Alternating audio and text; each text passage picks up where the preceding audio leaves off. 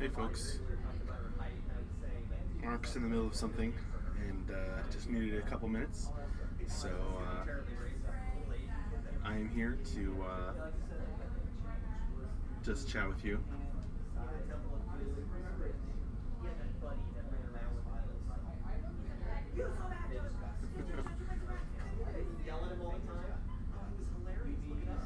Yo.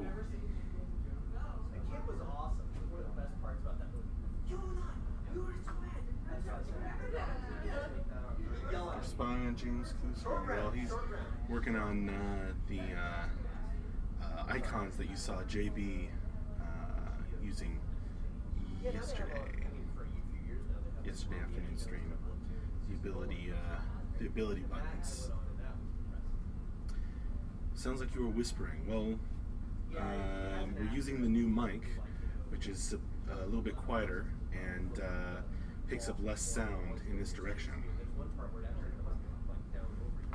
Because I just tested it before the stream, and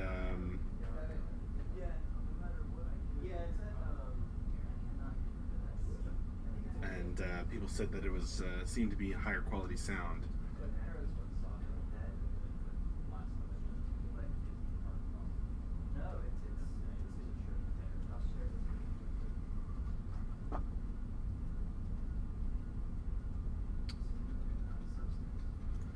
Sound boost. Dion, you intended the second one to be more of a finer grain than the first one? Yeah. I don't know what you think. Like, because I might want to add some bigger hits. Oh, it's already got boost on. So, the thing is, though, I would say nothing. Okay, sure. Go ahead.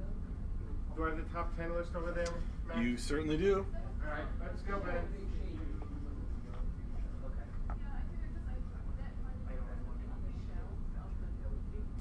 Alright, sounds like they're heading over here, so let's adjust the camera.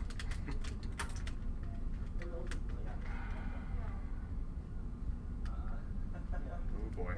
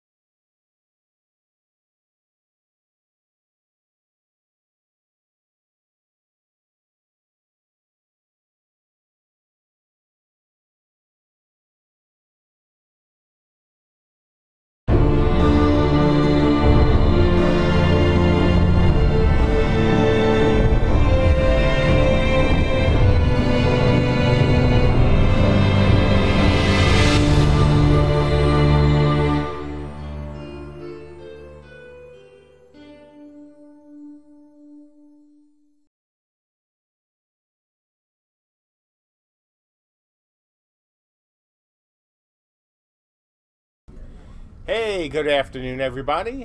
Time for a Friday update brought to you by the mic that was given us by Poxer. So, thank you, Poxer. According to what people have been saying in the test stream, it's a better mic than we had, so thanks very much. Let me know how we sound. We might be a little bit quieter today, which means due to the mic, so I might have to speak a little louder. Just let us know. Sound is good, good audio, sound is okay, seems good. Awesome. Okay, well, obviously, Ben and I are going to deliver this update, top 10-ish, and then Q&A. And since the top 10-ish is, I think, is 15, yeah, 15 today. They're getting longer. I know. It's awful. Then we might as well get started. So, number one, and I don't even have to read this because, frankly, I wrote this one. Bots. So, the last 2 days, what have we been doing? Well, if you've seen the emails, if you're an alpha, an alpha or IT backer, you've seen the emails about the big bot battle tests. Yes, we talked about it last week, where we had the bots and the improved VFX system and the new animation systems all hooked up, running nicely together. But this week we invited our alpha and IT guys to join us for 2 tests. Now, these tests almost all went fantastically. We had a bit of a hiccup on yesterday's tests, but once we got past the hiccup, burped real loud, seemed to go away, everything worked fantastically. And by fantastically, I mean we had 1,000 bots, all using abilities. 240-ish were archers. The rest were melee. We had backers logging in and out, running around in it, running through the mosh pit, doing all the things that I had been doing with our testing up to now, except this time we invited our backers to join in. No server crashes, 0, none. We had some issues with the proxies, which we are working on, but even those were minimal compared to the test was supposed to be 4 hours. I think in all we probably put in between 5 and 6 hours, and everything worked fantastically. Really happy. Frame rates were as expected. No network-induced lag, at least noticeable network-induced lag. And by network-induced, I obviously mean server-induced or anything running off AWS or anything really weird. No, it ran great.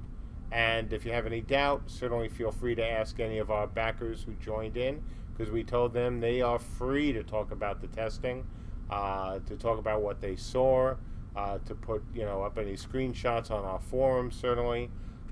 So yeah, we couldn't be happier. We have improvements going in right now. We are also working on tracking down some of the issues that we saw as we went above 1,000 bots. The good news is that thanks to the diagnostics we have, we knew exactly why things went wrong, and now we're tracking down what the cause was. But folks, we said this before the beginning of the Kickstarter. Said this during the Kickstarter. We said it after the Kickstarter. 1,000 players in a battle was our goal. And while we're not quite there yet, we need to do some tweaking. We want to get the numbers up a little higher. We want to throw even more abilities all going off at the same time. We showed that more than 1,000 backers and bots could join in a small space, run around, and use their abilities. I mean, I was happily firing at arrows right up until, of course, we started running into that post-1000 issue. But no, it was great. Backers were thrilled. Frame rates were great. We had people coming in on everything from a 7 Series card, which, as you folks know, is on the lower end of the spectrum nowadays, up to the, of course, the 10s. And it was fantastic. So what's going to happen is we are working on some additional improvements to frame rate. We're going to track down what was going on at 1,000 plus, and hopefully next week it's not even hopefully. I know next week. There's nothing in the hope. Next week we'll be doing more alpha big bot battles, and then beta big one battles. So beta players, the next thing you're going to see from us is going to be your invitations to join in and watch the fun and frolic of running around with 1,000 other backers and bots in this tiny space. And that's the best thing to keep in mind.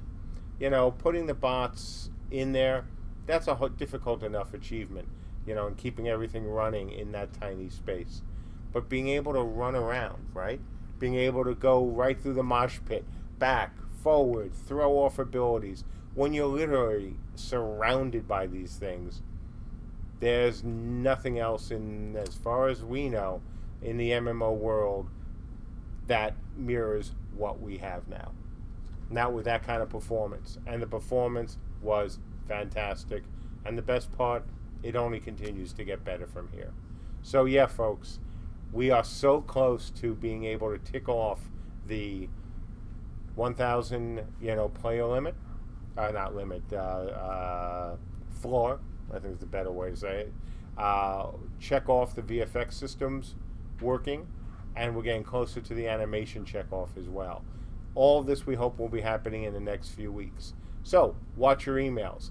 Alpha, Beta 1 backers, you're going to be getting a lot of invites over the next few weeks as we continue to test and refine what is now an absolutely super cool experience for any of you folks to jump in. Hey, and by the way, one warning, please read my emails when it comes to what to do for the testing, because we're really specific about things like, hey, if you're using an integrated graphic card chip for your card, it can't handle it. It was never intended, those chips were never intended to handle the kind of load that, you know, we produce, let alone, you know, with even 200 bots, let alone 1,000 or more. So please, as you get these emails, read what we, you know what I'm saying. We do it for a reason. We do it so there's no confusion, and also so no disappointment among players, you know, who log in and go, wait, I can't even get into the game. Well, yeah, because we've said that you can't if you're running, you know, this kind of graphic card. So the other thing to keep in mind, this is only still an unoptimized engine. The changes and improvements we're making on a 1 to 10, with 10 meaning we're fully optimized, 1 that we barely started, we're probably somewhere around 4 maybe, given what we're, you know, doing. So we have a long way to go, and that's nothing but good, means nothing but good things for you folks. Okay, number 2, continued client stability. So yeah, this is something we have always been focused on. The stability of this game, stability at launch of this game, is so unbelievably vital, and work continues to go very well there as well. We've made lots of progress over the last few weeks. We're still trying to track down one nasty, you know, desync bug that I've been talking about also for weeks, but progress continues. Siege engines. So Matt's been working on Siege engine tech, and he's thanks to some help from JB, he has moved even further along to having working siege engines, and not just siege engines that sit there and fire, because that we can do, but being able to get behind the engine, do what you need to do, you know, in terms of loading it, in terms of aiming it. We want it to feel good and not just to fire off. So that's moving along nicely. And in terms of the siege engine being able to take damage, and the Correct. player using the siege engine That's able right. to take damage, and the player's position being able to change relative to the siege engine as they aim it. Like, there's a lot of complexity that goes into making these things. Which is great, because that's what, you know, we've been promising. And so all of that is going in as well. More gameplay. Item damage. So we've been playing around, and by we, I mean Ben and me and Christina have been playing, and Matt, was Matt involved with this, or just, maybe it was just us? I'm not sure if I'm trying to think if he was involved in that. But we've been playing around with health and repair points, and how all that stuff is going to factor in, not only for beta, but going forward.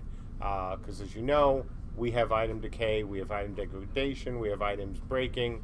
It's all part of the game, and so support for that, and you know, all the mechanics that you need, all that stuff is starting to go in.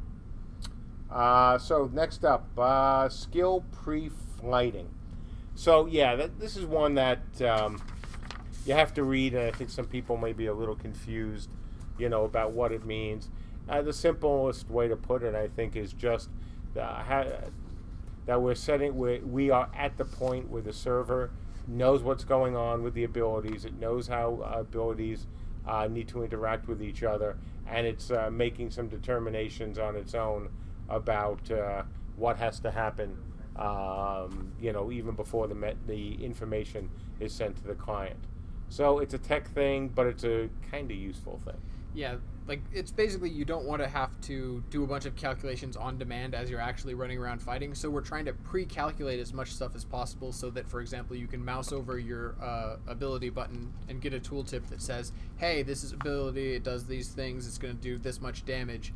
And it has to know that because our abilities aren't just written down and exactly what they do. They're made by you when you put together your abilities from skill parts. So it has to do the calculations based on the parts that you put together and then pre-compute all those things so that it knows when you're mousing over to look at your tooltips what exactly it's going to display there for when you use that ability. Exactly.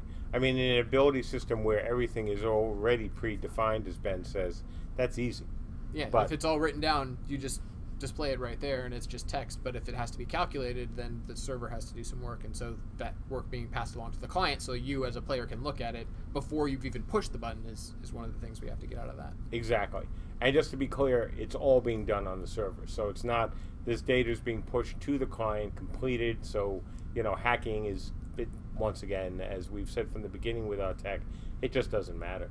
Yeah, you can't make the client use different damage numbers than the server is telling you. It's just that the client wouldn't even have that information otherwise, so we have to have the client have that, but it's coming from the server, so the server is still authoritative. Exactly. I just want to pass along a nice comment from chat. Apple Saucy says, I appreciate so much that you guys do this every week. And Thantino says, yeah, no other company does this. It means more to me than anything else. Wow, thank you very much, Thantinos and Apple Saucy. We like doing this. We actually do. It's a pain at times. It takes some prep work. It takes a little bit of prep work, even though this is our prep work. It's the top 10-ish list. We don't do any. We Lord knows we don't rehearse. No fancy graphics, no big presentation. Just devs talking to you guys. Every week, or certainly almost every week. We like it this way. We're not much into the, hey, we got to make these big videos. And yeah, we don't like pre-scripting a lot of things, but at least just like an ability system, right? Yeah, right. So think of this as I guess we're crafting our own updates, because that's just us. I mean, look, we. It's not that wouldn't mind having the ability to do that, having the money, frankly, to do that. But even then, I probably would still do things this way. When we're ready to do big updates, and we certainly will when we get closer to beta, then that'll be a little bit more, a little fancier, still not rehearsed, because that just takes way too much time. But slightly higher production values. But for stuff like this, we'd rather just talk to you folks, and that's not going to change now. It's not going to change as we get into beta either.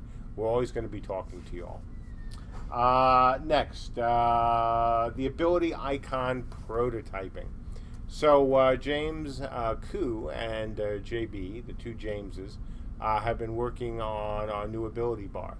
And so JB streamed some of that yesterday, and more work was being done today. I think at some point we had James, the two Jameses, and Ben staring at JB's screen, and Tyler, came over and said, "Hey, what are you doing?" And I think it was JB who said, "Looking at porn." And for our office, which can be a bit snarky, we thought, I think Tyler thought he was joking, but JB was like, "No, this is essentially, that's what it's called, because it is icon porn, ability porn." Well, he was talking about the scripting. It was just super clean, and they were just so happy with the way that the code was looking. Yeah, which is great. So yeah, that's moved along nicely. Number 7, Big Bot Battles Art. So yeah, what we're trying to do, we've always told you folks that at some point we're going to stream before beta.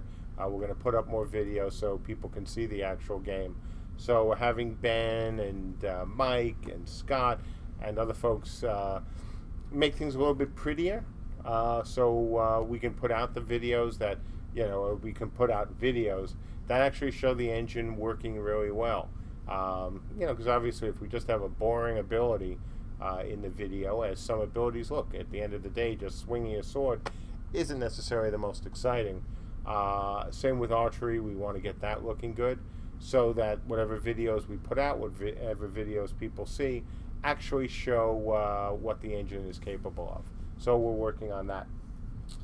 Next up, another art, VFX. So, you guys all remember Mike Crossmeyer from Dark Age of Camelot. You've seen him, obviously, at the studio here since the beginning, as now the VFX system is working very nicely. Mike is getting and continues to make great effects for the game, even some quickies like the fireworks and other things that show off our engine. So work moves forward with that. Next up, the bow ability.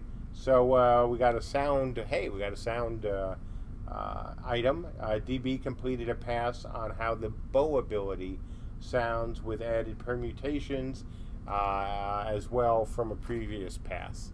So what that boils down to, hey, you want to use a bow and arrow, it sounds like a bow and arrow. Well, right now it sounds like fireworks. Or but now it sounds like fireworks. Or again. now it sounds like fireworks.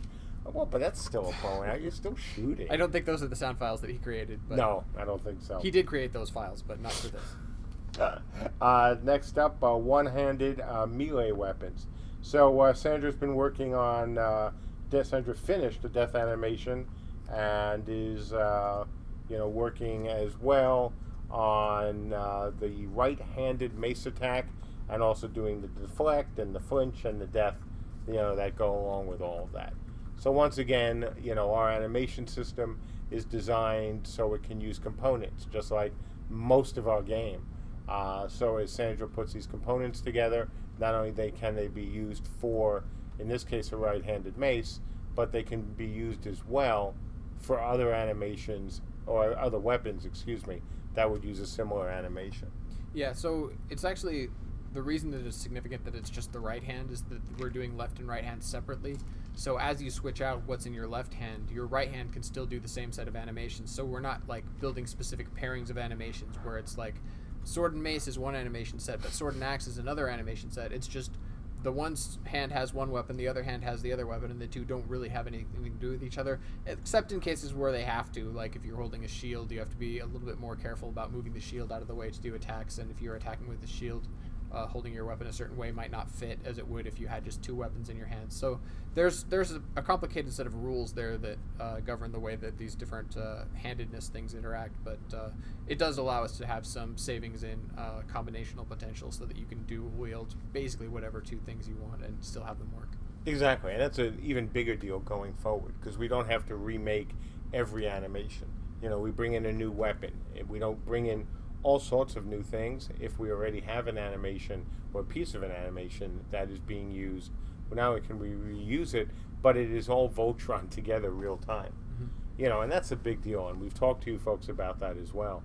Most standard animation systems, the character says, or the character's choice of weapons triggers a clip to be played, and you play the clip, or the ability, triggers a clip. Here, we're all doing this real time. So, you might have, as Ben says, an ability to use a left-handed axe, and you're using that. What do you do with the right hand? You're not going to go through, you don't want to go through, certainly, and create all new animations every time for, hey, I have a left-handed axe, and now my right hand has, this shield, it has a weapon, it has a torch, and you've got to build all those animations. We don't have to do that. We build the components, and the animation system takes care of it itself, which is really cool. Mines. So Dion continues working on mines, getting everything set up so we have a toolkit that we can use to build bigger and better and more interesting, mines going forward. This is going to be a focus for quite a while. She's going to, of course, move on to other things too, but we want to be able to deliver really cool mines. I mean, it's part of the game. It's part of the bubble system. It's something that so many of us will expect anyway from these type of games. Well, this is the first time we've built out any kind of organic interior set, so building the modular pieces for this is going to sort of inform how we build modular sets going forward to have different interiors. So that's going to be important to lay out a good foundation for that system so that we can take this first set and then say, okay, we're going to have another set that is crypts or depths or whatever else it is, and it's going to be following these same rules for how modules fit together. Exactly. So this is kind of a big step, even though it might not seem, it's like it's just a mine. Why is it so hard? Well, it's because it has to be a system, and then that system gets used for a whole bunch of other things that follow the same rules. Exactly. And once you have the rules, once you have everything set up properly, not only can we create things faster here, but when we outsource some stuff, we just make sure that they follow the rules, and all of a sudden we have a whole bunch more assets that can easily be put together in a mine, or a crypt, or, of course, the depths. Environment.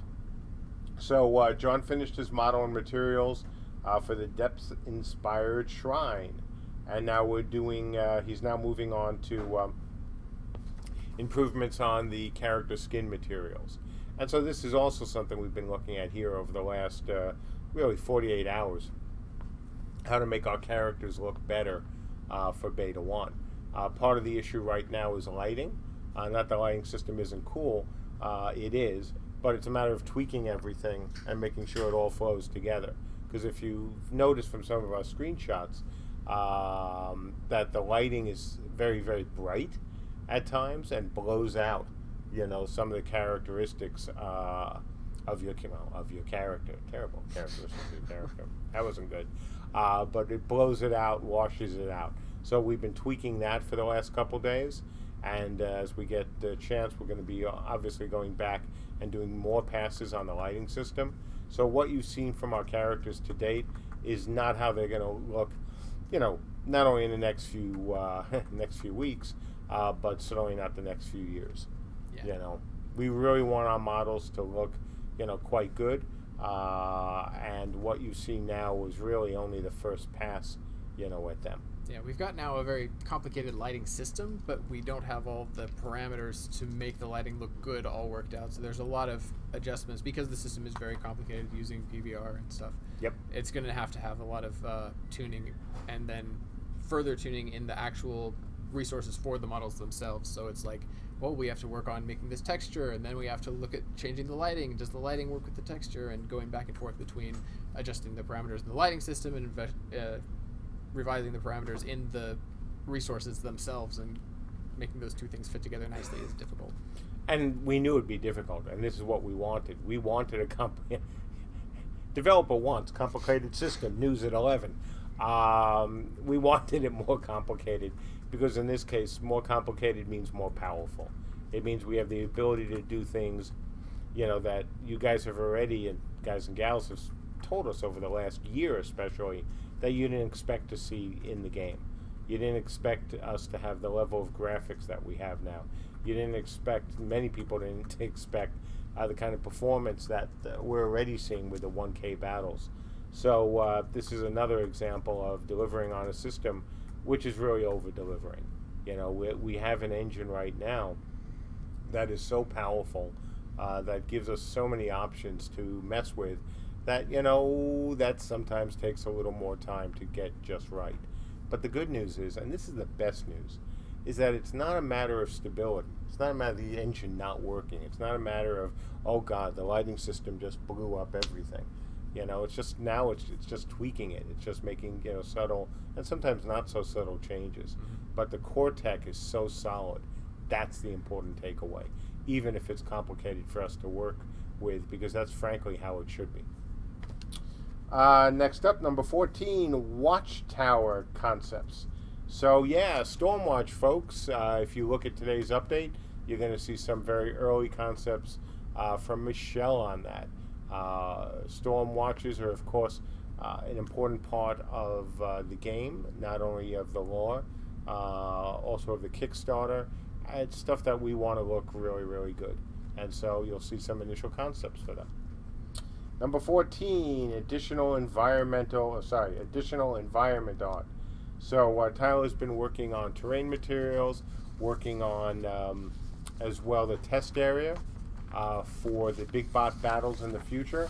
You know, right now we're just using the main island for testing big bots, but we want to set up a special island, which is really just designed for showing one thing and one thing only, Vasily, the big bot battles. So whether it's a lot of trees, whether it's some statues, it's all about getting these bots in a very small space with a lot of you folks. So we want to design an island specifically for that.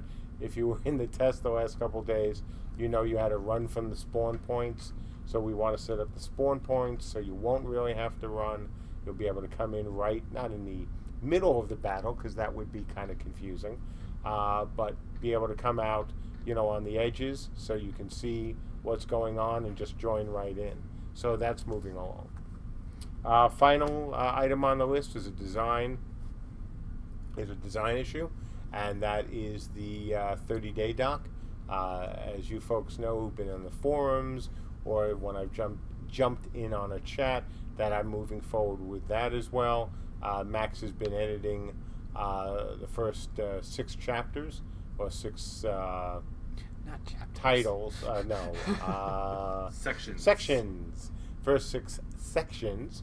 And so we're hoping that next week we will release the first parts of the 30-day doc. They're going to be released in pieces because, as I said before, there is no way in hell that we're putting out this document at, at one time. Way too many things to discuss. The forums would be we would be losing our mind trying to keep up because there's so much in this document. So we're going to release it in pieces. Then we'll set up, when we do that, we'll set up discussion threads on the forums so we can actually do what we've done with you folks from the beginning, have conversations, and have meaningful conversations. And we could not do that if we just said, here. That would be a disaster, and not really into disaster. So, yeah, that's it. So that's our top 15 today. We'll do Q&A only until 5 o'clock. We got a lot to do and a lot to get back to. There will not be a test this weekend. We tested last week. There's nothing really to be gained from a test this weekend, so we're not going to do it. We will be doing, though, a lot more tests next week. We want to have the big bot battles running at least twice, maybe 3 times during the week.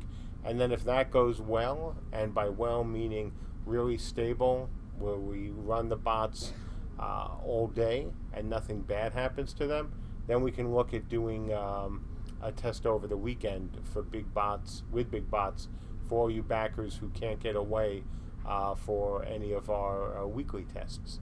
So that being said, again, it was a great week. We got so much done, and the big bot battles, it made us all so happy, especially yours truly. I mean, this is something that has been so important to me from day one, and Andrew as well, of course, and to actually see it happen with the new animation system, with the improved VFX system, and the new ability system was just awesome. We had done that before, so it wasn't like, ooh, could we do it again? But we are throwing so much new stuff in. The ability system alone would be quite a challenge. Obviously, when we had the older demos, or not even demos, the older tests, it was with the previous ability system. This was with a new ability system. So if you combine a new ability system and an animation system and a VFX system, and you throw it all together with big numbers and backers, anything could go wrong. You just never know. And I can say without any fear of contradiction that it was a huge success, because you backers told us it was a huge success. Almost everyone went in, except unfortunately one of the backers who, we talked to a lot, really good guy. Yeah, he came in on a lower machine, but everyone else who came in Everyone who was at least talking in chat was just blown away by what they saw. We had people connecting, because of the time of the test yesterday, we set it up specifically for the folks in Europe, as well as folks, down in the Gulf. We had one of our backers from the UAE jumped in, which is great because, they have a longer route to get to our servers. And he was thrilled by his performance. He was quite happy with what he saw, as was just about everyone else. So, yeah, sitting there and watching that unfold and listening to the comments, and it was all really, really good. So, yeah, that's it. Let's get to the questions. All right, let's launch right into this. So, Francis Baudelaud asks, do you plan to upload the Launcher's soundtrack on YouTube? I haven't even thought about that. Oh, right. Francis, you sent me a message about 2 weeks ago asking about that. My apologies. I missed it.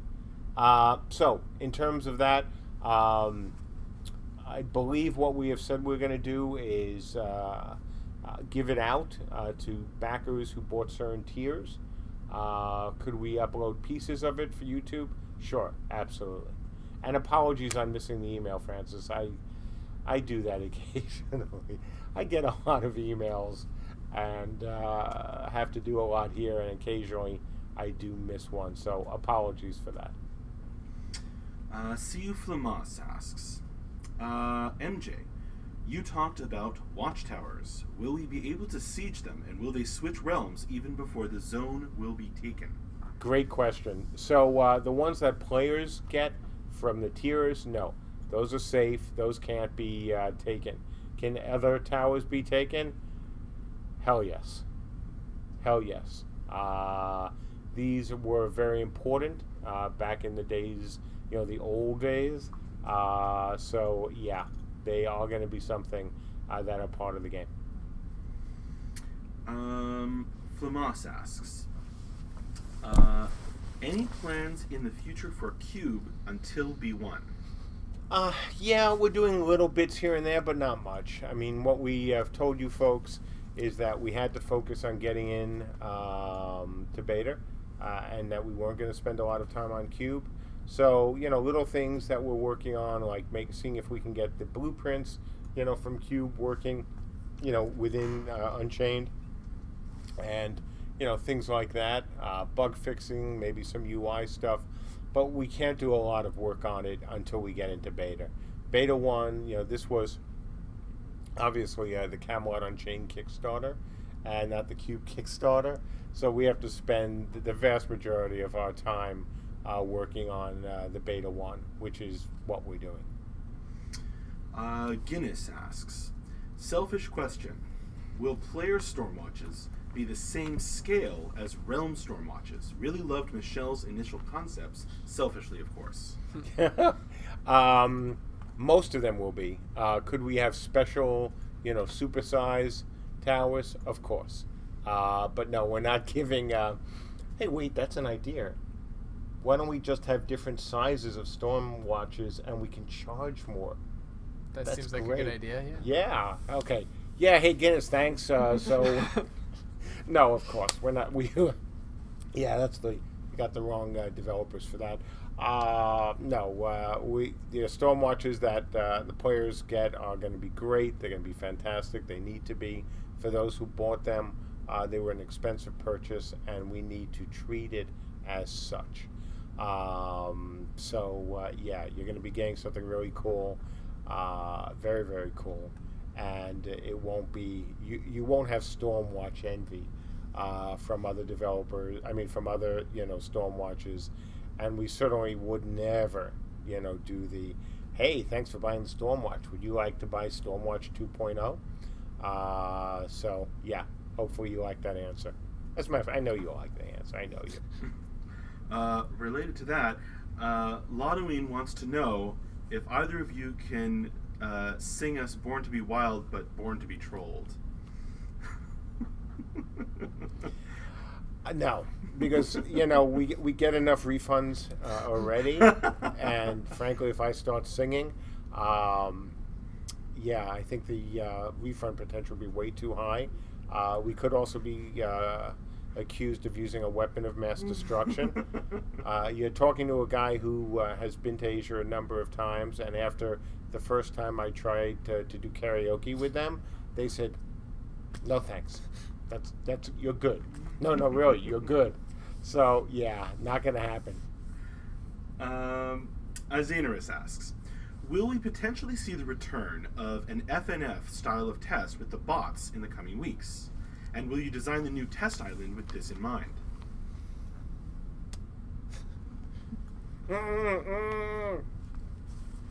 There's your answer. Sacrex asks, the same way you are going with fixed group number-wise for warband (groups, are you planning similar for your battle group 3x8, etc.? JB's the right one to answer that. I think we'll leave that for a JB question. All right. Odilvik asks, we saw concept art this week for the Stormwatch. Can you go into some more detail about how you envisage how they'll operate in terms of the game world? Only for the backer version. The stuff on or the details on how they will operate in the game is still the main game. Is still something that we need to talk about more here. There's nothing set in stone. In terms of the backer Stormwatchers, they're there as a super house, essentially, with a bit more thrown in as well. There'll be cool surprises in them. They will be, again, non-siegeable. They are all intended to be in safe areas. Great views. And once it's yours, it stays yours, as long as you maintain an account with us. Horst Rudolph asks, will there be multiple entrances for the mines and the depths? For the depths, most likely no, except under certain circumstances. For the main game, yeah, of course. I shouldn't say of course, but yes. Some mines may only have one entrance, but we can easily have multiple entrances to mines. It's all part of the seamless tech, so it really it doesn't matter. And by mines, sorry, Max, that's my bad. And for mines, keep in mind, we're talking really big. We've said right from the beginning that, using these bubbles and setting things up the way we want to set it up, these are not just going to be, the kind of twisty little passages kind of mines. There'll be mines of all shapes and sizes. And certainly the very big ones, darn well should have multiple entrances. Unknown RH asks, will CSE consider putting in armor skins, covering the armor and the materials actually used to make the armor look more integrated, rather than like metal chestplate, leather boots, and cloth headpiece, etc., as they give the required buffs for the fight? I thought I understood the question, and then it got a bit confusing towards the end. Hey, Unknown, can you try to maybe cut that up into two questions? Or try again, because I think Ben and I were both, okay, we got the question, and then not quite sure about what you mean at the end. Yeah. So try again. We'll be happy to answer that before we go. I'll keep my eye out, Unknown RH. Sir Not Appearing in This Film asks, are there going to be controls or options to adjust UI and non-UI colors for people who are colorblind? Specifically, things like environmental or spell effect cues, like a ground effect, which might otherwise be missed. That is something that we have talked about very much so. So yes, the answer is there will be controls, there will be dials that you can set. As to what detail, we want to do it as much as we possibly can. We recognize, of course, that some people are colorblind or have different levels of it. And so if we can, anything that we can put to a knob, we'll be happy to put to knobs. Gwalch asks, during the first wrap-up of June, Mark said the next 2 months will be crucial for the development. I hoped this meant launching or at least giving us the date for beta. I guess that wasn't it. So, Mark, have you done in these 2 months what you wanted and expected? And please, can we at least say beta is more likely to be in Q3 2017? Well, no, I am. We're actually spot on where we thought we would be. The next few months were indeed important because, as I said then, we had a bunch of systems coming in that, frankly, had to work well on their own first and had to work well together. And so, look, we're at the beginning of August, and we are having that, and that has happened. We had the new VFX system, improved VFX system, go in. We had the new animation system go in. We had the sound effects system, improvements to that as well, and of course the big bot battles, all working with the ability system. So no, we are spot on to where I hoped we would be, with all the big things. Did I hope maybe we could be a little faster? Sure, always hope that. But did I expect we'd be faster? Well, no, it's 2 months, and it's been 2 months. Yeah, we're looking really good. In terms of a date, look, I'm just going to stick to what I've said. I don't want to give you folks a date until we're 100% sure that, barring something very weird happening, that we're going to hit the date.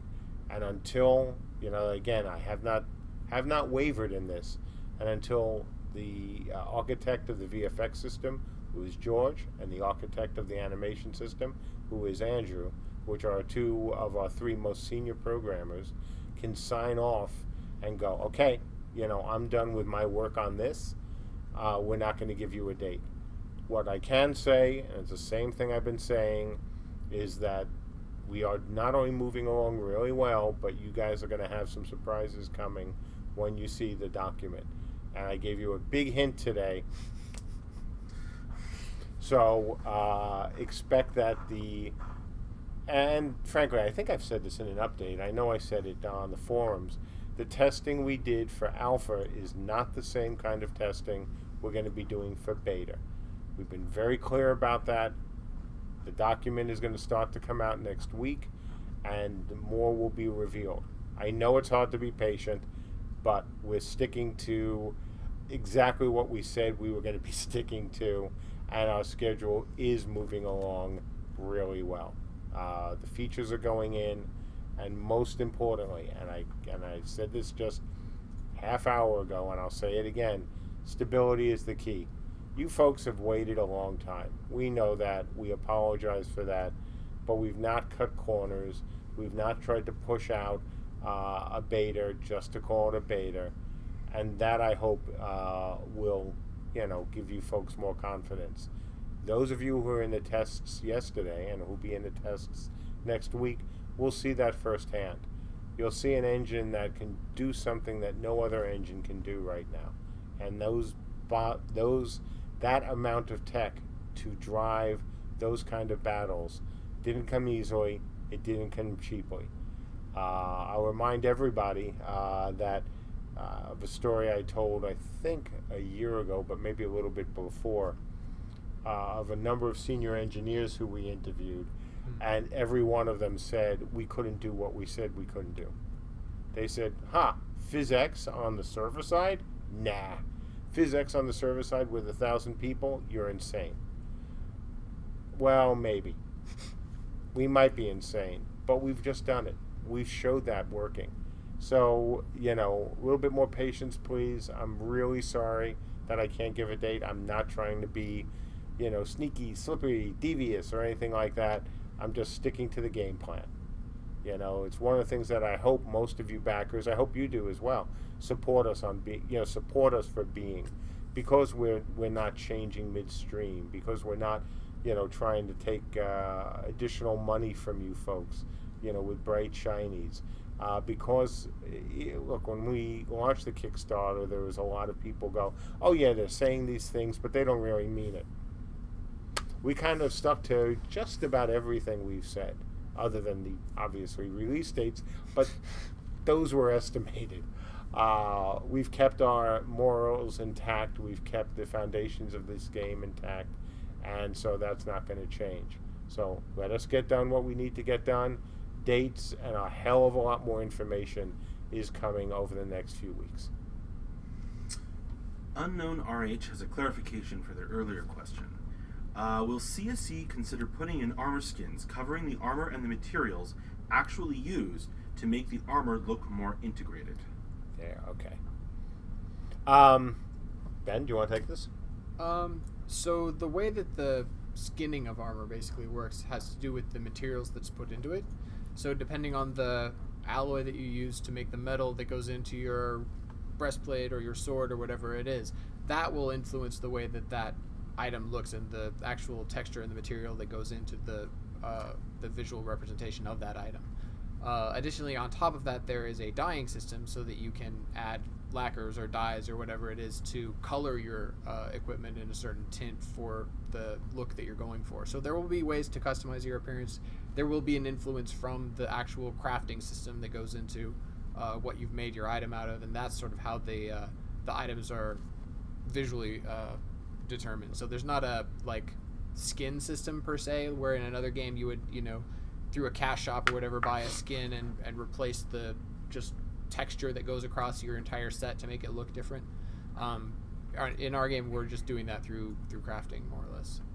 So we're getting close to the 5-minute warning. Since I've been answering just about every question, and you guys have Ben here, why don't we use the next 5 minutes only for questions for Ben? Because I know during a bunch of streams, people ask questions where I have to say, well, I'd rather defer that to Ben or to JB. So 5 minutes, it's Ben time. Well, I do have a question that I've never seen before on the YouTube chat. Okay. From Toto Tata. Can golems upgrade what material they are made of? Or can we choose material composition at character creation? That's a really good idea. We haven't discussed that. I think it would fit very nice. We've sort of discussed it with Dvergers. Yeah, that's true. We have. So golems being similar, like maybe that's a system they can both use. I think that's right. Yeah. Yes, great question. Like I said, I hadn't given much thought, but it fits right in with the Dvergers. So yeah, well done. Sacrix asks, will you be able to attack a fully connected up island on the enemy's backline and disconnect that landmass, or will you need to take out the surrounding connected piece first? So keep in mind that, and that's not a Ben question, but I'll answer very quickly. The idea is that you're not going to be seeing the islands move that quickly in real time. You couldn't. That would be kind of silly. But will you see an effect of taking those actions? Absolutely. But don't expect like it's out of a movie from like the old 50s with volcanoes going off and islands splitting in half. Because if that could happen that quickly, then they would have to be able to reunite that quickly, which just takes away from the whole concept of, how these islands have to work. So, Ben questions. All right, but good question. This one's definitely but hang on. Ben. But a good question, Sacrix. Okay, this one's definitely a Ben question. Odilvik asks, will we have ability components to extend the attack range of weapons? I'm thinking lunges, which trade extra range for reduced defense. We've looked into doing that a little bit. The difficulty with that is that it has to actually move your character using physics.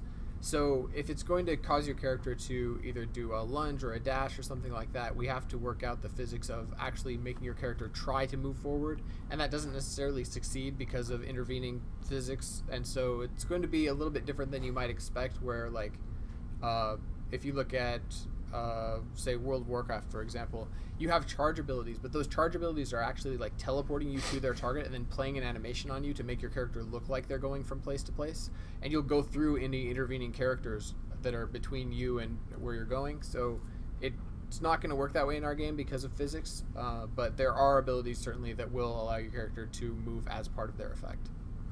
But you can still be interfered with. Right, but that's the big because difference. There's physics, there's not an assurance that it's going to make you, this dashes you 5 meters forward, and it always does exactly that, because within that 5 meters there could be all kinds of things that prevent your character from doing that. So you'll try, but you might be interfered with by anything that's in your way. Exactly. Osiris asks, Ben, how do you plan on avoiding obvious cookie cutter specs and also underused abilities with there being so many? Well, that's actually a really complicated question. you almost always get these cookie cutter flavor of the month sort of builds in these kinds of games. Anything that allows you to have customization. Somebody figures out something that works really well, posts it on YouTube or whatever, and then other people watch it and copy it, and then it becomes the popular thing, and then people in groups are like, hey, are you using this person's spec because it's the popular thing, and they expect it, and it really quickly builds into that from any kind of these games. One of the important things that we're doing is having our rock, paper, scissors based methodology to putting classes together. So if there is something that gets really, really popular, the counter to that will then be really, really good because you're running into that build all the time. And so something that counters that build will end up being really good. And then if a lot of people end up playing the counter to that build becomes less good because it's getting stomped on by its counter all the time. And so it forces people to vary things up and tries to keep things from becoming too centric on, hey, if you're playing this class, this is the build to play with this class, because as soon as somebody starts building up the counters to that, it will become less useful because it always gets countered and isn't as effective as it otherwise would be. This could go on for quite a while because this is a really complicated topic, but that's at least one of the Maybe main a things. newsletter article. Yeah, I mean, we could basically write not a bad an one. article on just why cookie cutter builds are something that we're trying to avoid, and all the ways that we're trying to go about keeping players from getting templated too heavily. Great question. Let's see. Abducted Gaming has a cue for Ben. When planning abilities for the TDD, are there any particularly prominent questions or issues that you consider before deciding on their direction? Well, like on a realm basis, I try to look at it as, first of all, how does it synergize with the theme of the realm? And then how does it not overlap with any of the specific kits that we're putting together for any of the classes of any of the other realms or of any of the classes for that existing realm? When you're looking at it from the perspective of just the realm thematics, right? Like, so the Vikings are really offensive, aggressive. The Arthurians are more defensive and regimented. The Tuatha are more like tricky and mystical. And so there's sort of a general realm theme that each one goes with. As far as overlaps, you don't want it to overlap too heavily between a class of one realm and a class of another realm, because then you're getting into mirroring where you're basically playing the same class on a different realm and there's two characters or two the same. When it comes to it being on the same realm, it's also a problem because then that means that you have two characters of different classes of the same realm that are basically the same thing, and you want to make sure that each one is unique and different and doesn't have necessarily the same kit, that basically they do the exact same thing, they have the same role, so why are there two instead of just one? And so those are sort of the considerations of when you look at a skill or a skill set for a class, what makes it keep it different from all of these other things.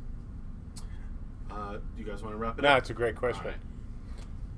So, did you have one more? Oh, there's plenty more. No.